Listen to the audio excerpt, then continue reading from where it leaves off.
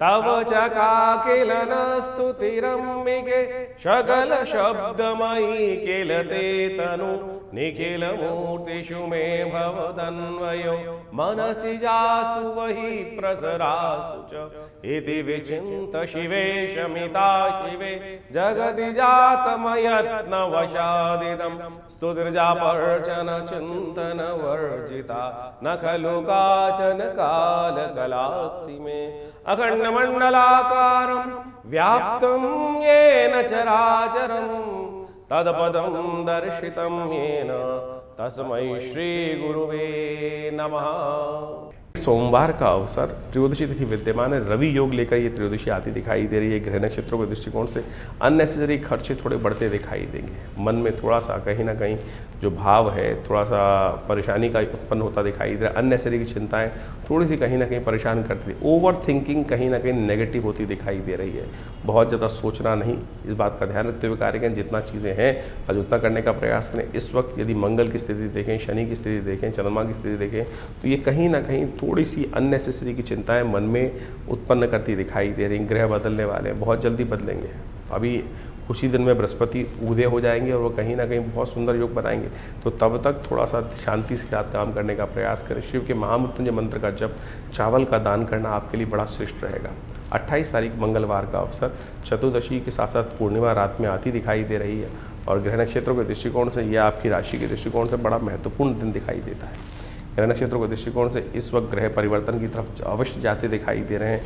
दिन थोड़ा हल्का दिखाई देता है, लेकिन शाम आते आते कहीं ना कहीं ग्रहों का परिवर्तन का योग, चंद्रमा जो परिवर्तन होंगे ना, वो कहीं ना कहीं आपकी आधी समस्याओं को ठीक करने का योग बनाते दिखाई देंगे। इसलिए बहुत ज़्यादा अपने एक्सर्शन करने की ज़रूरत नहीं है, ज़्यादा एफर्ट्स करने की ज़रूरत नहीं। कई बार बैकफुट पर रहते हुए कार्य करना बहुत ज़रूरी होता है। ऐसा ही दिन दिखाई दे रहा है। बैकफुट पर रहते हुए कार्य करने का प्रयास करें और जैसे ही दिन आधा बीतेगा एकदम ग्रहों का परिवर्तन कहीं ना कहीं आपके लिए नया मोटिवेशन, नई शक्ति का संचार करने की योग अवश्य बनाता दिखाई देगा। शनि बदल चुके हैं, इसलिए ज़बरदस्ती भिड़ने का प्रयास ना करें, जिद पर ना अड़ें। इस बात का ध्यान रखें। हनुमान चालीसा का पाठ करें, सुंदरकांड का पाठ करें, यह आपके लिए बहुत कल्याणकारी रहेगा। 28 तारीख को मंगलवार का सुंदर सुयोग बन रहा है और इस दिन चतुर्दशी और पूर्णिमा का योग बन रहा है। सत्यव्रत भी इसी दिन किया जाने का सुंदर रास्ता बनता दिखाई दे रहा है। देखिए, आपकी राशि के दृष्टिकोण से हमने आपको बहुत सारी चीज़ें बताने का प्रयास किया।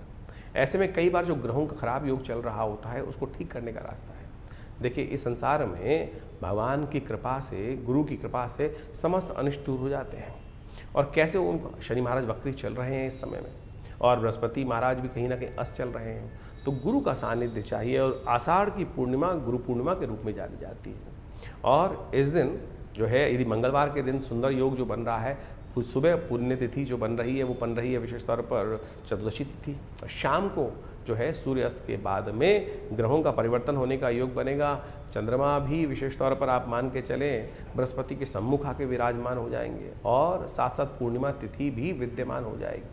और गुरु पूर्णिमा जिसको कहा जाता है, उसका चांद भी पूरी रूप से इस दिन निखर कर आएगा। आषाढ़ का चंद्रमा है जो निकल कर आएगा और आषाढ़ का चंद्रमा कहा जाता है 16 कला पूर्ण माना जाता है। और ऐसे में जब ये चंद्रमा की रोशनी होती, कभी बादलों के पीछे आती है और कभी बादलों से निकल कर खुले आसमान में साफ साफ दिखाई दे जाती है। तो कभी जो बादल हैं कभी साफ साफ है और ऐसे में चंद्रमा का दर्शन करते हुए भगवान का सुंदर पाठ करना, सुंदरकांड का पाठ करना, हनुमान जी का सुंदर स्तवन करना। हनुमान जी का सुंदर पाठ जब करते हैं तो तुलसी बाबा ने लिखा है, जय जय जय हनुमान गोसाई कृपा करहु गुरुदेव की नाही। इस संसार में हनुमान जी से बड़ा गुरु कौन हो सकता है, जो आपको भक्ति का मार्ग प्रशस्त करने का प्रयास कर रहा है। और आपके ग्रह जो चल रहे हैं खराब इस वक्त आपकी राशि के दृष्टिकोण से, जैसा हमने बताया, बृहस्पति भी अस्त चल रहे हैं, शनि भी कहीं ना कहीं वक्री चल रहे हैं और 4 महीने तक वक्री चलेंगे। तो इस दिन विशेष तौर पर हनुमान जी का सुंदर स्तवन करने का प्रयास करें। हनुमान जी को ही गुरु मानकर जो तुलसी बाबा ने माना, क्योंकि तुलसी बाबा को दर्शन जो कराए वो विशेष तौर पर हनुमान जी ने ही तो कराए।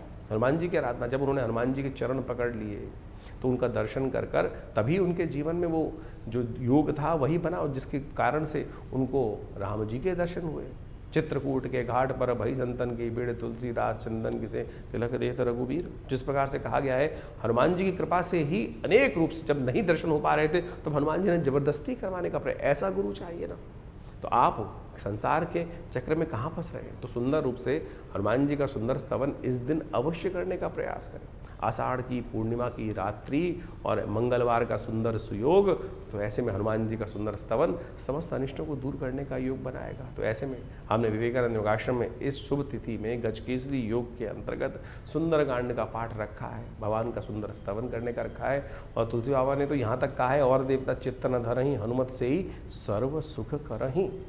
तो सुंदर रूप से इस कार्यक्रम में भाग लें, हनुमान जी का सुंदर स्तवन करें, सवामणि का भोग रहेगा, हनुमान जी का सुंदर यज्ञ रहेगा, और हनुमान जी के गुरु के रूप में जो स्वीकार कर लेगा उसका तो बेड़ा पार होना परम सुंदर रूप से है। संकट कटे मिटे सब पीरा, जो सुमरे हनुमत बल बीरा। तो अपने समस्त अनिष्टों को दूर करने के लिए इधर उधर मत भटको, हनुमान जी का सुंदर स्तवन करने का प्रयास करो।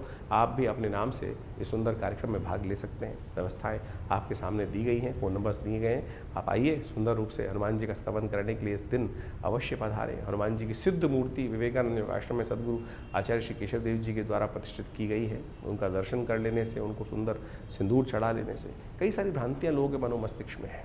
स्त्रियों को हाथ नहीं लगाना चाहिए, और कुछ ये बहुत सारे लोग, देखिए वैसे तो मूर्ति को किसी को हाथ नहीं लगाना चाहिए ये, लेकिन यदि पुजारी के रूप में आप उपस्थित हैं तो शुद्ध पवित्र होकर मानस पूजा सुंदर रूप से कर हनुमान जी का सुंदर स्तवन करने का प्रयास यदि करेंगे तो बहुत ही कल्याणकारी रहेगा। भक्त के लिए कोई जाति नहीं है, कोई वर्ण नहीं है, कोई भक्त समस्त वर्णों के हैं। समस्त प्रकार से सरलता से जो हो वही भक्त बन जाता है, वही सदा कल्याण का योग बनाता है। तो इस गजकेसरी योग में हनुमान जी का सुंदर स्तवन आपके समस्त अनिष्टों को दूर करने का योग बनाएगा। 29 तारीख बुधवार का अवसर पूर्णिमा तिथि विद्यमान है। गुरु पूर्णिमा का सुंदर योग लेकर आइए, और ग्रह बदलकर आपकी राशि में ही चंद्रमा प्रवेश करते दिखाई दे रहे हैं। बृहस्पति के बिल्कुल सम्मुख आके बैठ गए हैं, और ये कहीं ना कहीं आपकी अपनी शक्ति से लाभ देने की स्थिति में आते दिखाई दे रहे हैं। बृहस्पति अस्त जरूर चल रहे हैं, लेकिन चंद्रमा इस वक्त पूर्ण कलाओं के साथ विद्यमान है।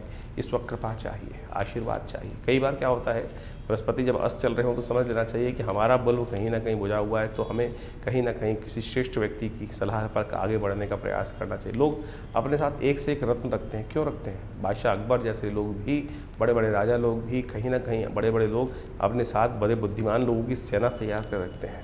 कई बार हमको वो चीज़ विचार नहीं आते हैं समय के अनुसार से, लेकिन सामने वाला वो ज्ञान का रास्ता हमारे लिए खोल देता है। तो इसीलिए व्यक्ति को गुरु के सानिध्य में चलने का प्रयास करना चाहिए। बृहस्पति इन दिनों अस्त हैं, तो गुरु की आराधना, गुरु का पूजन, बड़े का आशीर्वाद लेते हुए कार्य करेंगे तो बहुत अच्छा रहेगा। गुरु पूर्णिमा भारतीय संस्कृति में एक अद्भुत दिवस है।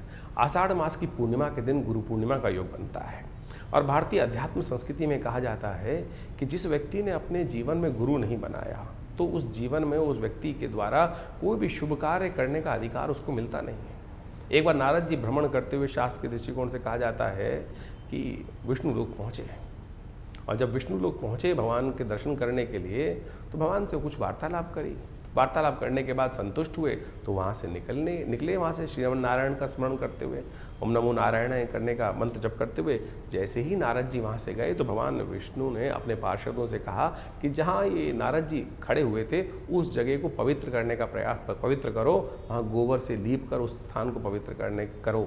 ये स्थान अपवित्र हो गया। बाई चांस देवयोग से नारद जी देव ऋषि थे, वापस आ गए भ्रमण करते हुए। कुछ और मन में शंका हुई और देखा तो जहाँ वो खड़े थे उसको पवित्र किया जा रहा है भगवान की आज्ञा से। तो उन्होंने भगवान के समक्ष बड़ा विचित्र प्रश्न किया, क्या प्रभु मैं अपवित्र हूँ जो आपने मेरे जहाँ स्थान पर खड़ा था?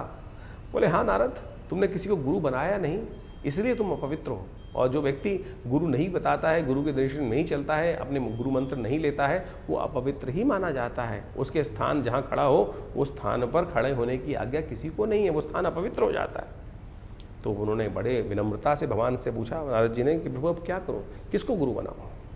तो उन्होंने कहा किसी को भी गुरु बना सकते हो, तुम्हारी श्रद्धा है, जिसको तुम गुरु बनाओगे उसके अनुसार से चलने का प्रयास करो। जीवन में समस्त अनिष्टों को दूर करने का योग बन जाएगा, आपके जीवन में कल्याण का योग बनेगा। आपको मंत्र जप का अधिकार भी गुरु मंत्र की दीक्षा लेने के बाद, गुरु दीक्षित होने के बाद ही मिलता है इस संसार के अंदर। लोगों ने नहीं समझा। भगवान की आज्ञा के अनुसार नारद जी ने कहा महाराज किसको बनाओ? तो भगवान ने भी लीला रची।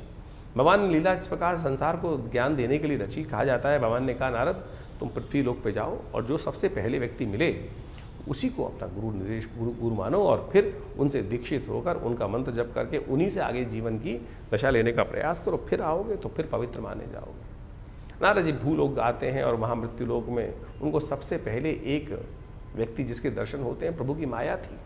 वो दर्शन होते ही एक व्यक्ति, गांव का व्यक्ति, गरीब व्यक्ति रास्ते में जा रहा था, चप्पल उसने सिर पे रखी हुई थी और अब भगवान की आज्ञा थी, सबसे पहले उन्हीं के दर्शन हुए तो उन्होंने ही नमन किया महाराज। अब भगवान की आज्ञा के अनुसार से, भगवान की माया के अनुसार से उन्होंने को नमन किया और कहा महाराज आप मुझे आपको मैं अपना गुरु धारण करना चाहता हूँ।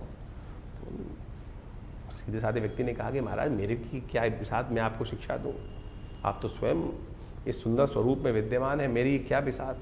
लेकिन बोले नहीं, मेरी इच्छा है, मैं आपसे ही दीक्षित हूँ। तो उन्होंने उनसे दीक्षा ले ली, जो मंत्र दिया उस मंत्र को उन्होंने ले लिया। उस मंत्र को जप करने के लिए जो भी बना, उसके बाद भगवान घूमते घामते फिर पहुँचे भगवान विष्णु के पास। भगवान विष्णु से उन्होंने कहा कि प्रभु आपकी आज्ञा के अनुसार से मैं मंत्र दीक्षित ले आया। बोले नारद जी किससे दीक्षा लिया आपने? तो महाराज वहाँ पर एक व्यक्ति मूर्ख रूप में था और गंवार था, अनपढ़ था और सिर पे चप्पल रख के जा रहा था, बड़ा मूड लग रहा था, कहीं ठीक नहीं लग रहा था, लेकिन आपकी आज्ञा थे, मैंने उनसे दीक्षा ले ली।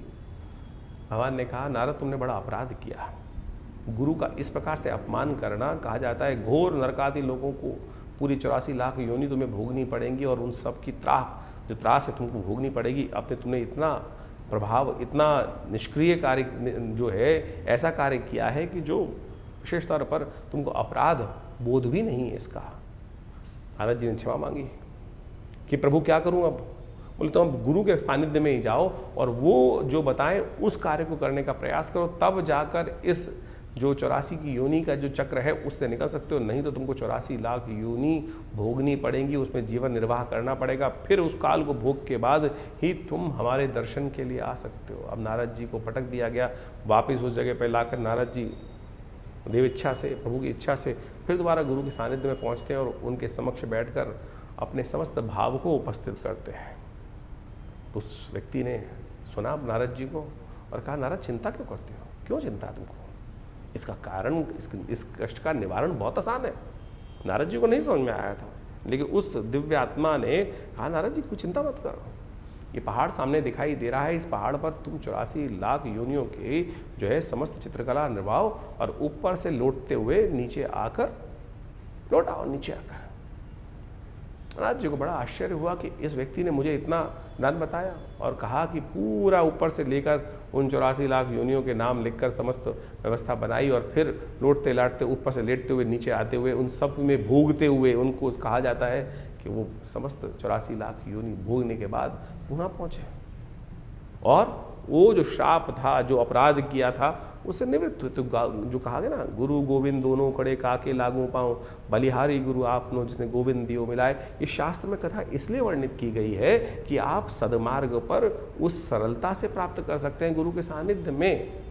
तो आप कोशिश ये करें, अपने जीवन में गुरु मार्ग मंत्र का अवश्य जप करने का प्रयास करें। भगवान से मिलने का मार्ग भी गुरु निर्देशित कर सकते हैं। तो आप बड़े बड़े चमत्कार हैं गुरु मंत्र के, शास्त्र में जो वर्णित हैं उनको हमें जीवन में देखने का प्रयास करना चाहिए।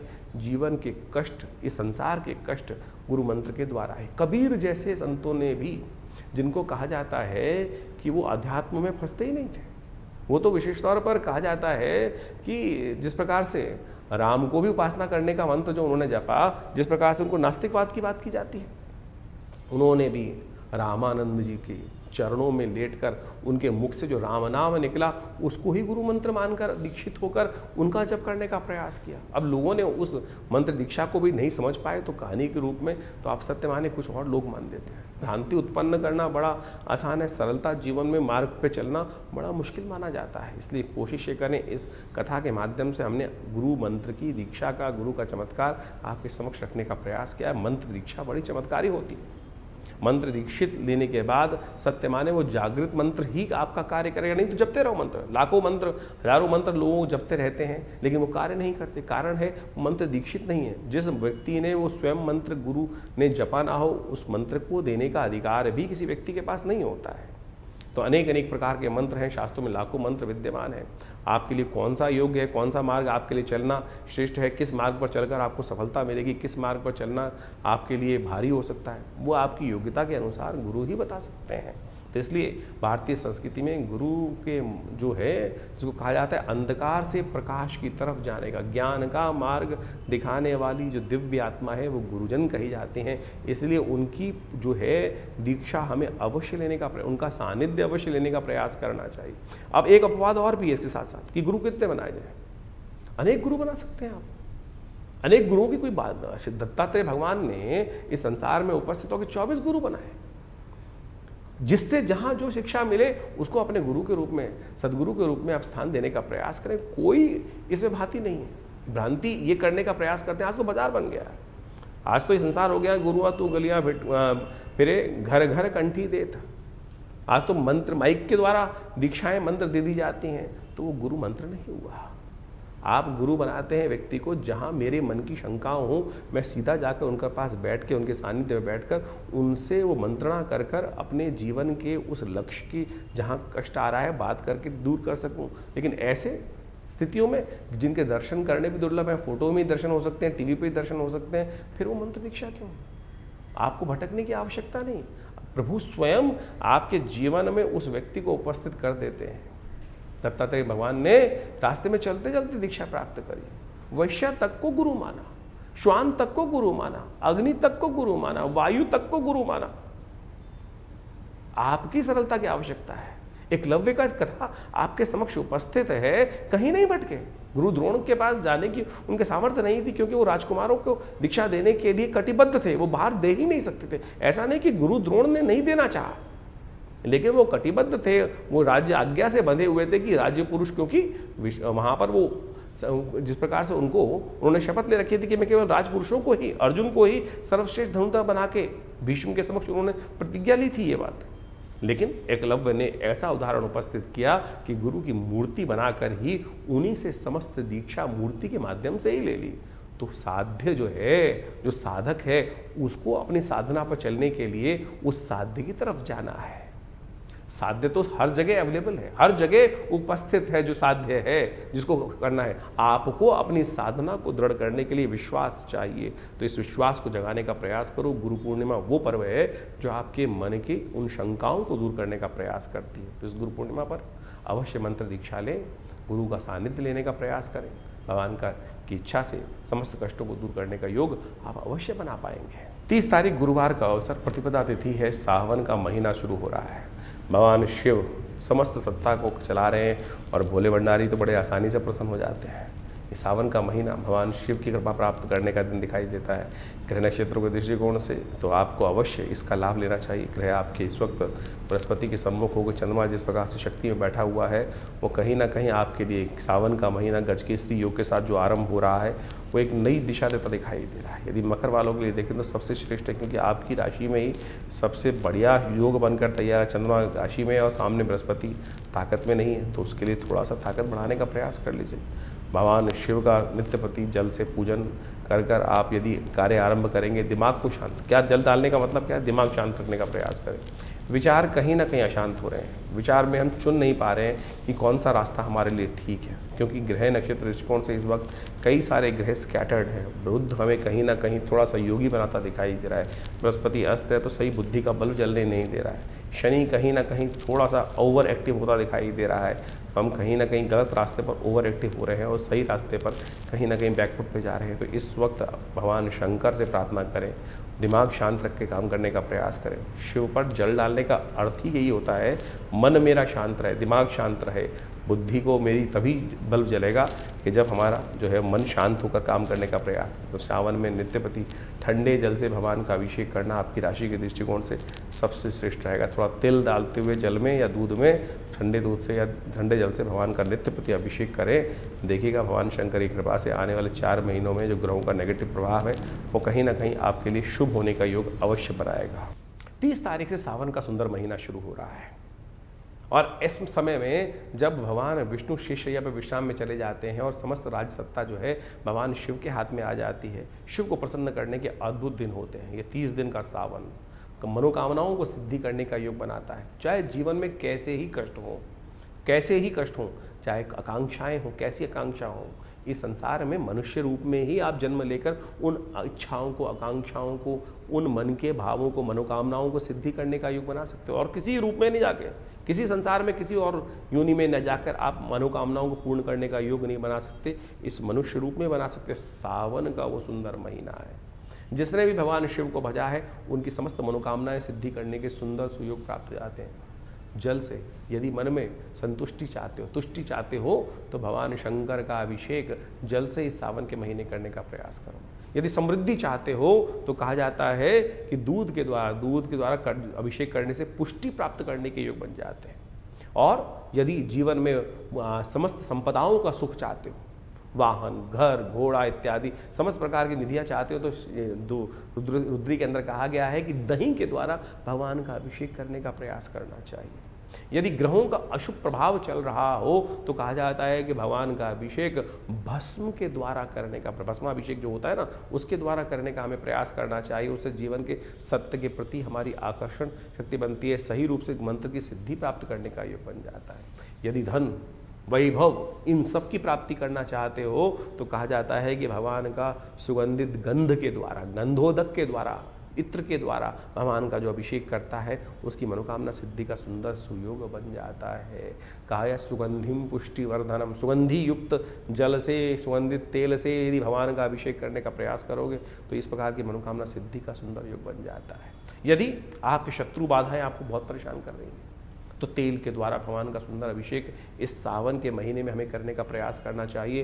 ये मनोकामना सिद्धि को पूर्ण करने के लिए अद्भुत योग बनाकर आपकी राशि में इस प्रकार से हजारों औषधियाँ हैं। शहद के द्वारा, पुष्पों के द्वारा, मट्ठे के द्वारा, इच्छू रस के द्वारा, गन्ने के रस के द्वारा, दूध के द्वारा और तो और अनार के रस के द्वारा, विभिन्न विभिन्न औषधियों के द्वारा अनेक मनोकामनाओं की सिद्धि के लिए समय समय पर लोग यज्ञ इत्यादि रुद्राभिषेकात्मक यज्ञ करने का सुंदर प्रयास करते हैं, जीवन के समस्त कष्टों को दूर करने के लिए। यदि स्वास्थ्य संबंधी समस्या चल रही हो तो कहा जाता है कि दूध के द्वारा भगवान शंकर के महामृत्युंजय मंत्र का जप करते हुए इस सावन के महीने में यदि अनुष्ठान किया जाए तो भगवान की कृपा से कैसी ही दिव्य कोई परेशानी हो जो कहीं ना कहीं ठीक ना हो रही हो, उसके भी ठीक होने के रास्ते प्राप्त हो जाते हैं। तो हमने विवेकानंद योगाश्रम में इन पूरे 30 दिनों में, सावन के पूरे 30 दिनों के लिए नित्य प्रति शाम को रुद्राभिषेक रखा है। सामूहिक तौर पर समस्त भक्तगण एकत्र होकर भगवान शंकर का रुद्र अष्टाध्यायी के द्वारा नित्य प्रति भगवान का अभिषेक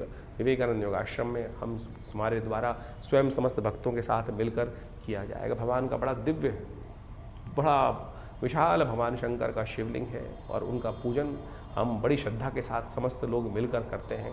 आप भी स्वयं इस कार्यक्रम में भाग लेने के लिए नित्य प्रति आश्रम पर पधार सकते हैं। ये सावन का सुंदर सुयोग आया है और इस समय ग्रहों की स्थिति बड़ी विकसित चल रही है। एक जीवन में क्षणभंगुर है जीवन, कभी भी कभी ना कहीं एक छोटी सी त्रुटि से पता नहीं कहाँ से कहाँ जीवन की दिशा मुड़ जाती है। भगवान की कृपा से, भगवान के सानिध्य में रहकर हमको क्षण क्षण को जीवन को जीने का प्रयास करना चाहिए। दिल्ली में विवेकानंद योगाश्रम में भगवान के मनोकामना सिद्धि मंदिर में भगवती के सानिध्य में बहुत दिव्य भगवान का शिवलिंग पर नित्य प्रति भगवान का रुद्राभिषेक रहेगा। शाम को रोज 6 बजे के आसपास ये रुद्राभिषेक आरंभ होता है। आप भी आइए, यज्ञ में भी भाग लें, भगवान का रुद्राभिषेक भी करें और भगवान की कृपा से इस पूरे सावन में छोटे से कर्म से भगवान को रुद्राभिषेकात्मक यज्ञ कर भगवान को प्रसन्न करने का सुंदर सुयोग अपने जीवन में प्राप्त करें। 31 तारीख शुक्रवार का अवसर, द्वितीय तिथि विद्यमान है, सावन का दूसरा दिन है और गृह नक्षत्र के दृष्टिकोण से सुबह सुबह ग्रह परिवर्तन की तरफ जा रहे हैं। राहु के साथ चंद्रमा व्याप्त हो गया है और चंद्रमा का व्याप्त राहु के साथ होना आपकी राशि के दृष्टिकोण से दे रहा है बहुत सुंदर ग्रहों का योग।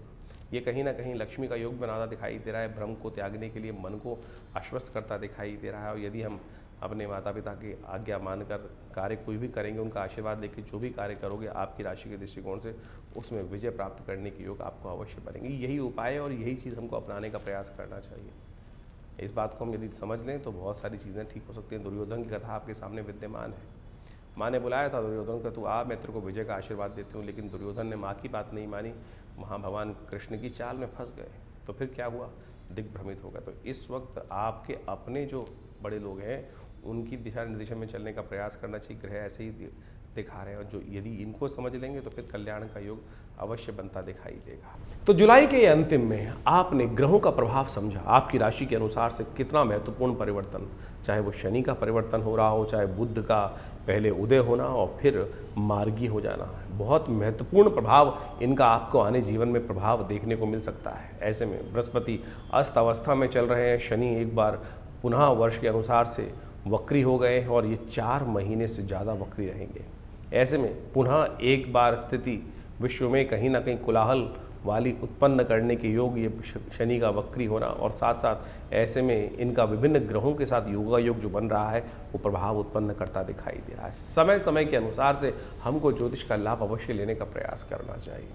ऐसे में विशेष तौर पर ग्रहों के योगा योग के अनुसार से उनका जो महत्वपूर्ण परिवर्तन मिलता है, शास्त्र में वर्णित ऋषियों मुनियों के अनुभव के आधार पर जो उनके निदान चिकित्सा विज्ञान के अनुसार से बताए गए हैं, ग्रहों के मंत्र के माध्यम से बताए गए, वो हम आपके समक्ष समय समय पर उपस्थित करते रहते हैं। सत्य मानिए, व्यक्ति के हाथ में कर्म करना ही है, उसका फल तो परमात्मा के हाथ में ही है, कर्म के अनुसार से ही फल बनता है, लेकिन फिर भी परमात्मा की कृपा से जो बड़े से बड़े भयावह योग कुंडली में बन रहे होते हैं वो कब किस प्रकार से क्षण में गायब हो जाते हैं पता नहीं चलता। इस बात को हमें अच्छे समझना चाहिए। गोचर का प्रभाव तो आपने अच्छे से समझा, लेकिन आपकी जन्मपत्री पे किस प्रकार से उन ग्रहों के परिवर्तन का प्रभाव पड़ रहा है, दशाओं का, अंतरदशाओं का। ऐसा नहीं है कि जन्मपत्री के अनुसार से हम जब तक ना देखें, गोचर के अनुसार से सब प्रभाव चलेगा। मूलतः गोचर का प्रभाव हर जन्मपत्री पर, हर व्यक्ति विशेष पर अवश्य होता है, लेकिन मूलतः जन्मपत्री जो है वो विशेष तौर पर कौन से ग्रह योग के अनुसार से किस प्रकार के आप योग बना रहे हैं, कैसे बन रहे हैं। ऐसा समझें कि जैसे जनमानस में तो लाखों करोड़ों आदमी हैं, अब व्यापक आपदा आई, कुछ कष्ट घटा, कहीं आंधी आया, कहीं तूफान आया, उस क्षेत्र में आया, बहुत भयावह स्थिति थी, लेकिन सब लोगों का अहित नहीं हुआ, कुछ का उद्धार भी हो गया। कोरोना काल की महाकाल आया, ऐसे महा विपदा आई, लेकिन सब लोगों के उस क्षेत्र में, एक क्षेत्र में बहुत ज़्यादा विपदा थी, सारे नहीं मरे, सारों के जीवन में कष्ट नहीं आया, किसी के जीवन में उत्थान के योग भी बने। कारण क्या था? वो आपका अपना मूल कर्म, आपकी अपनी मूल जन्मपत्री के निष्कर्ष से कि आपके लिए कौन सा समय अच्छा चल रहा है, कौन सा समय खराब चल रहा है। तो ऐसे भयावह काल में भी हम उन्नति कैसे योग बना सकते हैं और अच्छे काल में अपने ग्रहों को किस प्रकार से और अच्छा कर सदमार्ग की तरफ, सही मार्ग की तरफ तेजी से आगे बढ़ने के योग बना सकते हैं, वो जन्मपत्री का जन्म ज्योतिष विज्ञान का एक चमत्कारिक विषय है। इसलिए हमें अपने जन्मकाल के अनुसार से, date of birth, time of birth, place of birth के अनुसार से जो खाका बनता है, दशाएं, महादशाएं, अंतरदशाएं, इन सबको देखते हुए, देश काल परिस्थिति को समझते हुए भविष्य को देखने का प्रयास करना चाहिए, और उससे बहुत कुछ पूर्वाभास हो सकता है, बहुत सा पूर्वाभास पहले हो जाता है, और उसको समझकर हम अपने समय के अनुसार से अपने रास्ते को सही रूप से चुन सकते हैं। जैसे एक व्यक्ति पढ़ाई कर रहा है किसी क्षेत्र में, उसका भाग्य तो कहीं किसी और क्षेत्र में लिखा था उन्नति का, लेकिन वो भटकते भटकते कभी ये, कभी वो, कभी वो, कभी वो, वहाँ पहुँचता है, वो अंत में जाकर जो जिससे किस्मत जागनी थी वहाँ पहुँचता है, फिर उस पर कार्य करता है। और फिर अगर ज्योतिष के दृष्टिकोण से पहले ही जान लिया जाए कि इस व्यक्ति के लिए कौन सा मार्ग सबसे श्रेष्ठ है और उसको अपना लिया जाए, तो आप अवश्य सही समय पर सही चीज़ों को पहचान कर कार्य को ठीक कर सकते हैं। तो यही ज्योतिष विज्ञान का, ज्ञान का यही लाभ है, इसी को लाभ उठाने का प्रयास करना चाहिए। सकल पदार्थ है जगमाही, कर्महीन पुरुष पावत नहीं। तुलसी बाबा ने ऐसे ने कर्म, ज्योतिष विज्ञान जो है वो वास्तविक तौर पर ज्ञान के अनुसार से, विज्ञान के अनुसार से शोध कर ऋषियों का कर्म है, और उन्होंने इतना सुंदर सिद्धांत बना के रखा, तो उसको आपको लाभ उठाने का प्रयास करना चाहिए, चीज़ों को समझने का प्रयास करना चाहिए, और ज्ञानवान लोग सही समय को पहचान कर उसके अनुसार से कार्य जो कर लेते हैं तो जीवन में बहुत जल्दी भाग्योदय के योग बन जाते हैं। हर कोई यही पूछना चाहता है कि भाग्योदय कब होगा, वो आपका जन्म बताएगा, समय बताएगा कब भाग्योदय होने की चांसेस हैं, कैसे हम अपने समय को सदुपयोग में लगाएं, सही कार्य करें। और ऐसे में तो बहुत सारे अच्छे अच्छे योग बन रहे हैं इस समय में। अभी आप मान देखें, गुप्त नवरात्रि का योग इसमें आरंभ हुआ इस जुलाई के अंतिम में, और उसके बाद जो सुंदर योग बन रहा है देवशयनी एकादशी के बाद श्रावण का, सावन के महीने का सुंदर सुयोग बनकर आया है। कहा जाता है भगवान विष्णु जब शेषशय्या पर विश्राम के लिए चले जाते हैं तो समस्त सत्ता जो है शिव के हाथ में आ जाती है। ऐसे में शिव की सुंदर आराधना कर भगवान का नित्यपति रुद्राभिषेक कर अपने बहुत से जीवन के कष्ट आप जो जिसको कहा जाता है रुद्रा अभिषेकात्मक यज्ञ जो है उसको कर आप सही रूप से भगवान की कृपा प्राप्त कर सकते हैं। भगवान तो एक लोटे से प्रसन्न हो जाते हैं जल के, तो आप कोशिश ये करें इन समस्त जो आपको रास्ते बताए हैं उनको समझें, उनके द्वारा जीवन में सही मार्ग को चुनने का प्रयास करें। और विवेकानंद योगाश्रम में इस अवसर पर कई सारे समय समय पर कार्यक्रम होंगे, उनके बारे में हम आपको अवगत समय समय पर कराते रहते हैं। आइए साथ में भगवान का आराधना करने का सुंदर सुयोग बनाएं और जीवन के कष्टों को दूर करने का बड़ा सुंदर मार्ग, बड़ी जो सरलता से हमारे जीवन में प्राप्त हो सकता है। फिर क्यों भटके फिर इधर उधर, क्यों भटकें इधर उधर? तो इसलिए कोशिश ये करें, सही मार्ग को चुनने का प्रयास कीजिए। भगवान की कृपा से कल्याण होगा, समस्त जीवन के कष्टों को दूर करने का सुयोग बनेगा। हमारे विवेकानंद योगाश्रम के माध्यम से हमने बहुत सारी पुस्तकों का प्रकाशन किया है। क्या, क्यों, कैसे और कब, चमत्कारों की कुंजी, इसके साथ देखिए क्या कहते हैं सपने, और चमत्कारिक योग मुद्रा विज्ञान, और तो और ऐसे ऐसे विषय हैं, मानो या ना मानो। ये ऐसे अद्भुत पुस्तकें हैं कि जिनके माध्यम से आप बहुत सारे रहस्यों को जीवन में समझ सकते हैं। अब इस पुस्तक के बारे में बात करें, क्या, क्यों, कैसे और कब, जीवन में क्या करें क्या ना करें, खाना कब खाएं कब ना खाएं, पानी कैसे पिएं कब ना पिएं। आज आप सोशल मीडिया पे इतनी भरमार हो गई है, हर कोई अपने अपने अनुसार से आपको चीज़ों को समझाने का प्रयास कर रहा है। कोई कहता है सुबह उठते पानी पियो, कोई कहता है मत पियो, क्या तो कोई कहता है क्यों पियो, पानी भी विकार उत्पन्न करते हैं। कितना पानी पीना चाहिए, कब नहीं पीना चाहिए, ये योग विज्ञान के माध्यम से भारतीय संस्कृति में इतनी सुंदर तरह से बताया गया है। आज इतनी विचित्र विडंबना हो गई है कि सबके सब कहीं ना कुछ निर्दिष्ट करते चले जा रहे हैं। कोई एक व्यक्ति कुछ बोलता है, कोई कहता है दूध पीना चाहिए, कोई कहता है दूध नहीं पीना चाहिए, कोई कहता है पानी कितना पीना चाहिए। हमने इस पुस्तक के माध्यम से, योग विज्ञान के माध्यम से ऊषा पान विधि कही गई है। 100 अंजुलि पानी पीने के लिए शास्त्र में विधान कहा गया, पानी किस प्रकार से पीना चाहिए और कैसे पिएं, कब ना पिएं, कौन से महीने में क्या खाएं क्या ना खाएं। यहाँ तक भारतीय संस्कृति, अभी वर्षा ऋतु चल रही है, वर्षा ऋतु के अनुसार से शास्त्र में कहा जाता है कि भैया सावन हर्रे भादो तिक्त, सावन में हरी सब्जी नहीं खानी चाहिए, हरी जो पत्ते वाली सब्जी है उसको खाने से परहेज करना चाहिए। और उसको आज से नहीं, अनादिकाल से भारतीय संस्कृति में इन सब सिद्धांतों को बता दिया गया था। और तो और यज्ञ विज्ञान कैसे आपके जीवन में लाभ दे सकता है, और बहुत सारी और समस्या, नज़र लग जाए कैसे उसको दूर करें, इस सब संबंध में इन पुस्तकों में हमने अद्भुत रूप से इन समस्त ज्ञानों को देने का प्रयास किया है, इन सब बातों को चर्चा करने का प्रयास किया है। तो आप इनके विषय को यदि ये समझेंगे तो इतने सुंदर तरीके से मुख कैसे धोएं, पानी कितना पिएं, स्नान कब करना चाहिए, स्नान कैसे करना चाहिए। भारतीय संस्कृति में स्नान के बारे में सबसे पहले स्नान करना है, पानी डाल के आ गए, ये तो स्नान नहीं हुआ ना। स्नान किस प्रकार से किया जाए, कैसे आपके बहुत सारे घमौरिया इत्यादि बहुत सारी और समस्या, स्किन की डिजीज आती है। यदि सही रूप से स्नान कर लिया जाए तो कहा जाता है कि बहुत सारी स्किन की समस्याएं उस स्नान से ही ठीक हो सकती हैं। इसके अलावा भगवान का चरणामृत हम लेते हैं, उस चरणामृत का क्या फ़ायदा है, किस प्रकार से भगवान का पूजन करने के बाद मंदिर में घंटा बजाते हैं, शंख बजाते हैं, ऐसे विषय हमने इन पुस्तकों के माध्यम से सद्गुरु आचार्य श्री केशव देव जी के सानिध्य में बैठकर जो रिसर्च हो सकती थी, ऐसी करीब 50 पुस्तकें आश्रम के द्वारा लिखी गई हैं। मानो या न मानो, स्वप्न विज्ञान की एक ऐसी चीज़ है कि स्वप्न विज्ञान, सपनों में क्या दिखाई दिया, हम सबको सपने आते हैं और हम कई बार भयग्रस्त हो जाते हैं कि सपना देखा, ये कुछ अशुभ होने वाला है, शुभ होने वाला है। कौन सा सपना क्या प्रभाव उत्पन्न करता है, अ से लेकर पूरा अंतिम वर्णावली के साथ कौन कौन से शब्द के अनुसार से कौन सी चीज़ आपने देखी है। सड़क देखी है, सपने में सांप देखा है, कहीं धन देखा है, हवा देखी है, आंधी देखी है, प्रेत देखी है, पित्रात्मा देखे हैं, उन सब का क्या प्रभाव है, क्या वो आपके लिए को भयग्रस्त कर रहे हैं, कब कौन सा स्वप्न प्रभाव देगा, कितने दिन में प्रभाव देगा, कौन सा निदान अशुभ स्वप्न को दूर करने के लिए करना चाहिए, वो सब हमने इस पुस्तक के माध्यम से आप सबके समक्ष रखा है। तो आप इन पुस्तकों को पढ़ें और देखिएगा सही रूप से आपके जीवन में जो अज्ञान की जो एक समय चल रहा है, अंधकार का, अज्ञान का, उसको ठीक करने का रास्ता आपको केवल इस पुस्तक के माध्यम से ही मिल जाएगा। तो ऐसी ऐसी बहुत सारी पुस्तकें हैं। एक ये पुस्तक है चमत्कारिक मुद्रा विज्ञान, ये हमारा अपना विषय है। पूरे विश्व में हमने इस विषय को पहुंचाया कि मुद्राओं के द्वारा कैसे विभिन्न रोग ठीक कर सकते हैं। कान के दर्द से लेकर हृदय रोग जैसी परेशानियों को ठीक करने के लिए ये मुद्राएं चमत्कार अपना प्रभाव दिखाती हैं। विवेकानंद हॉस्पिटल इस संबंध में बहुत अद्भुत कार्य कर रहा है। दिल्ली में 100 बेड का हॉस्पिटल संस्थान के द्वारा बनाया गया है, जो भारत सरकार के पैनल पे भी है, दिल्ली गवर्नमेंट के पैनल पे भी है। और हर रोज़ करीब 100 या 200 लोग यहाँ पर आकर अपना इलाज करवाते हैं प्राकृतिक चिकित्सा के माध्यम से, बिना किसी औषधि के, इन मुद्राओं के द्वारा, ध्यान योग के द्वारा। तो आप इस आश्रम पर जुड़ें और इन समस्त जो है, हमारी वेबसाइट भी आप जा सकते हैं vivekanandnaturecure.com, www.vivekanandnaturecure.com।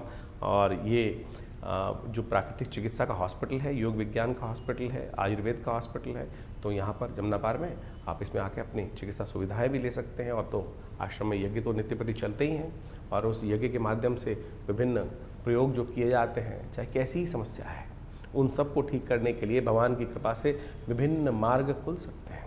आप सत्य माने, बहुत सारे अजीब अजीब केस आते हैं, किसी का स्वास्थ्य ठीक नहीं हो रहा है, तो हमने देखा महामृत्युंजय मंत्र का जो एक यज्ञ है, उसका दिव्य मंत्र का जप करते हुए सही रूप से जो उचित ब्राह्मणों के द्वारा, जो विद्वान ब्राह्मणों के द्वारा सही मंत्र का उच्चारण करते हुए यदि कार्य किए जाए तो वो अद्भुत रूप से मंत्र चमत्कारिक कार्य करते हैं। जीवन में कई ऐसी घटनाएं, शत्रु परेशान कर रहे हैं, बाधा पहुंचाए जा रहे हैं, ठीक नहीं कर रहे हैं, तब उनके लिए देवी के विभिन्न स्वरूपों का ध्यान, विभिन्न मंत्रों का प्रयोग, कैसे उन बाधाओं को दूर करके आपके जीवन में विजय का शंखनाद उत्पन्न किया जा सकता है, वो बिल्कुल अद्भुत रूप से मंत्र कार्य करते हैं। लोग मान नहीं रहे हैं, जो बदमाश हैं, दुष्ट हैं, वो कहीं ना कहीं अपनी उस छवि को छोड़ ही नहीं रहे हैं और आपके जीवन में उनको आघात पहुंचाए जा रहे हैं। उनके रहते हुए आप अपने जीवन में विजय नहीं प्राप्त कर सकते, आपको उनके साथ उनकी दुष्टता को समाप्त करने का कार्य ही करना पड़ेगा। तो ऐसे मंत्र विज्ञान के माध्यम से आप अपने जीवन को, कष्ट को दूर करने के लिए, अब बंधन का योग किसी कुंडली में आ गया, बंधन का योग साफ साफ दिखाई दे रहा है, कहीं ना कहीं ग्रह परस्पर ऐसे योग बना रहे हैं कि बंधन का योग, जेल जाने का योग है, कहीं ना कहीं आपके समय खराब है आपका। तो ऐसे में दुर्गा की नामावली का एक अद्भुत चमत्कारिक प्रयोग है, जिसका यदि प्रयोग किया जाए, भगवती के नामावली का यज्ञ जो है शास्त्र में वर्णित है, समस्त भयों को जीवन से दूर करने का योग बना देता है। कहीं कोई नेगेटिव प्रयोग, किसी ने दुरात्माओं का प्रयोग किसी व्यक्ति के खिलाफ कर दिया, बहुत सारे लोग आते हैं इस बाधाओं से मन से ग्रसित होते हैं। तो ऐसे में कहा जाता है भगवान बटुक भैरव जी का यज्ञ जो है, उन मंत्रों से हमने विभिन्न रूप से विभिन्न आदमियों पर करके देखा, कैसी छाया, कैसा नेगेटिव प्रभाव, कैसी दुरात्मा की शक्ति, उन सब को ठीक करने के लिए ये जो मंत्रों के प्रयोग है, भैरव जी का मंत्र का प्रयोग है, ओम ह्रीं बटुकाय आपद उद्धारणाय कुरकुर बटुकाय ह्रीं स्वाहा, अद्भुत रूप से चमत्कारिक कार्य करता है। उन कष्टों को दूर करने का योग अद्भुत रूप से बना देता है। ग्रह बाधाओं का समस्याएं हैं, ग्रह बाधा ऐसी हैं कि एक के बाद एक, कोई शनि खराब है, कोई मंगल खराब है, तो उनका जप किया जाए ना, सही रूप से उच्चारण करते हुए, यज्ञ करते हुए, उनका दशांश यज्ञ करके, दशांश उनका मार्जन इत्यादि समस्त पद्धति को अपनाते हुए जो कार्य किए जाते हैं, वो पूर्ण रूप से, सही रूप से सफलता की तरफ व्यक्ति की मंशा के अनुसार से कार्य करने का सुंदर कार्य करते हैं। मंत्र विज्ञान कपोल कल्पित नहीं है, सत्य है, लेकिन विधि के अनुसार से, शास्त्र के अनुसार से हमें करने का प्रयास किया जाना चाहिए, तब जाकर समस्त मनोरथों को सिद्ध करने का, दिखावा नहीं है। आज पूरे जो सोशल मीडिया के अंदर हम देखें, दिखावा किया जा रहा है, इतनी जबरदस्ती पद्धति को बनाया जा रहा है, कहाँ कहाँ किस किस प्रकार से दिखावा करके बहुत सारी चीज़ें, लेकिन जो मूल मंत्र जप है वो नहीं हो रहा है, मूल मंत्र जप नहीं हो रहा है। यज्ञ के नाम पर अभी इतने ज़बरदस्त खतरनाक वीडियोस, मैं कहूँगा खतरनाक इसलिए बोल रहा हूँ कि विधि निषेध है ही नहीं उसमें। आहुत मंत्र में, यज्ञ में आहुति देने के लिए मुद्राएं हैं, इस मृगी मुद्रा के द्वारा शांतिक पौष्टिक कर्मों में आहुति देने का है। और बड़े बड़े महंत महात्मा इत्यादि बैठे हुए जो तसलों से, प्लेटों से आहुति यज्ञ में डलवा रहे हैं, क्या करवा रहे हैं? अनिष्ट करवा रहे हैं। कब आहुति डलनी चाहिए? मंत्र में स्वांते आहुति समर्पय, स्वाहा के अंत में आहुति डलनी चाहिए। कोई विधि किसी का पालन नहीं किया जा रहा है, केवल पंप एंड शो और दिखा दिखो के ड्रामेबाजी कर कर जो यज्ञ विज्ञान के नाम पे, अध्यात्म के नाम पर आज दुराग्रह पूरे विश्व में चल रहा है, ये भयावह है। आप स्वयं करिए, हमारे साथ रविवार को यज्ञ में बैठिए, कोई दक्षिणा नहीं ली जाती, कोई पैसा नहीं लिया जाता। जो लोग कुछ बैठना चाहते हैं रविवार को यज्ञ में आकर आश्रम पर यज्ञ में बैठ सकते हैं। तो इन समस्त विधियों का आशा करते हैं आप पालन करेंगे, समझेंगे, चीज़ों को सही रूप से करेंगे। तो आप जुड़िए विवेकानंद योगाश्रम से, आपका कल्याण होगा। धन्यवाद।